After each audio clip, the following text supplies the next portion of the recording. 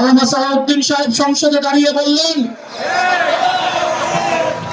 সংবিধান সংস্কার পরিষদ নাকি সংবিধানে নেই। 2026 সালে বাংলাদেশে আপনার থাকার সংবিধানে ছিল না। বর্তমান সংবিধান অনুযায়ী বর্তমানে আপনার থাকার কথা ছিল শিলংয়ের রেস্ট হাউসে, আপনার দলের প্রধানের থাকার কথা ছিল লন্ডনে, আপনার লক্ষ লক্ষ নেতা কর্মীর থাকার কথা ছিল জেলে, লক্ষ লক্ষ নেতা কর্মীর থাকার কথা ছিল ধানক্ষেতে। যারা রাস্তায় নেমে এসেছিল তারা সংবিধানের বিরুদ্ধে রাস্তায় নেমে এসেছিল।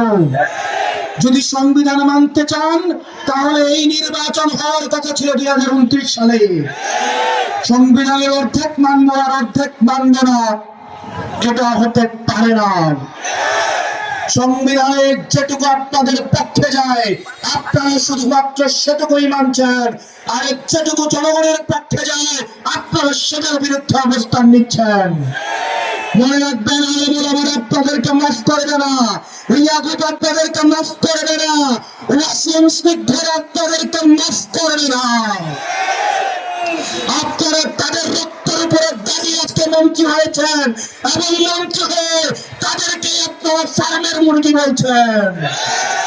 আপনাদের সন্তানরা বিদেশে নিরাপদে ছিল, আপনাদের সন্তানরা রাস্তায় নামে নাই, আপনাদের সন্তানরা বিদেশে নিরাপদে জীবনযাপন করেছে।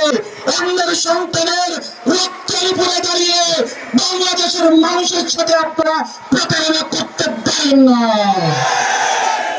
প্রিয় সিরাজ বিধানবাসী, অভ্যুত্থানের পরে আমরা দেখেছি অন্তর্বর্তীকালীন সরকারের সময়ে যে আইন শৃঙ্খলা পরিস্থিতি ছিল, বর্তমানে সেই আইন শৃঙ্খলা পরিস্থিতি আরো বেশি নাজুক হয়েছে। আমরা দেখেছি থানায় ঢুকে পুলিশকে পিটিয়ে আসামিকে ছিনতাই করে নিয়ে যেতে। স্বরাষ্ট্রমন্ত্রী উনি শুধু স্বরাষ্ট্রটাই বুঝেন না, ইতিমধ্যে ইতিহাসের সবচেয়ে ব্যর্থ স্বরাষ্ট্রমন্ত্রী হিসেবে উনি ইতিহাসে নাম কামিয়েছেন। প্রিয় সিরাজ বিধানবাসী, এই সরকার নির্বাচনী প্রচারণার সময় বলেছিলেন উনি 1 কোটি কর্মসংস্থান নিশ্চিত করবেন। 1 কোটি কর্মসংস্থান 60 মাসে যদি নিশ্চিত করতে হয়, প্রত্যেক 1 মাসে 13 লাখ কর্মসংস্থান, এই 6 মাসে 9 লাখ কর্মসংস্থান হওয়ার কথা ছিল। আমি জানতে চাই আপনারা কয়জনের কর্মসংস্থান নিশ্চিত হয়েছে? আপনারা কেউ নতুন কর্মসংস্থান পেয়েছেন? এই সরকার কর্মসংস্থানের পরিবর্তে মানুষের হাতে মাদক তুলে দিচ্ছে। মাদক এবং জুয়ায় সারা বাংলাদেশ সয়লাভ হয়ে যাচ্ছে। এই সরকারকে স্পষ্ট করতে হবে, তারা যদি আইন শৃঙ্খলা, এই যে ল অ্যান্ড অর্ডার সিচুয়েশন তারা যদি কন্ট্রোলে না আনতে পারে, তাহলে তাদের বিরুদ্ধে এই জনগণ আমার রাস্তায় নামবে।